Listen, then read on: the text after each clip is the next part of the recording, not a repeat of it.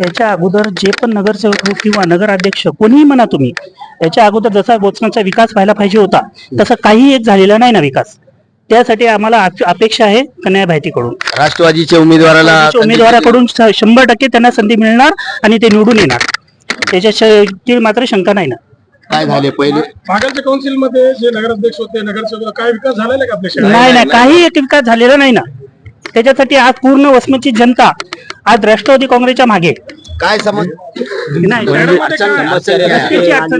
रस्ते नाले ते सगळं आपण करूच ना, त्याच्यात काही विषय नाही. भैया म्हणले तर भैया सगळं करूनच टाकतात.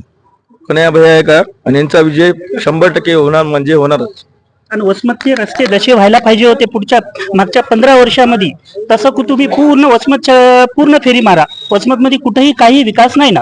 आता जे मागेलचे उमेदवार आहे ते म्हणतात की आम्ही शहराचा खूप विकास केलेला आहे, रस्ते नाले रोड तसं तर आम्हाला तर काही दिसत नाही. तुम्ही सर काय करा, तुम्ही एक काम करा, आता मोंड्याच्या मेन गेट समोर एक चक्कर मारा, तिथले फक्त खड्डे पहा, ती व्हिडिओ फक्त तेवढाच काढा, आणि त्याच्या समोर जे कचरा पण आहे. रुपयाचं आम्ही काम केलेलं नाही, मी काय सांगायचं, तसं काही झालेलं नाही ना. मोंड्याचं जे मेन मार्केट आहे त्याचा रस्ता तुम्ही पहा, त्या रस्त्याची हालत पहा.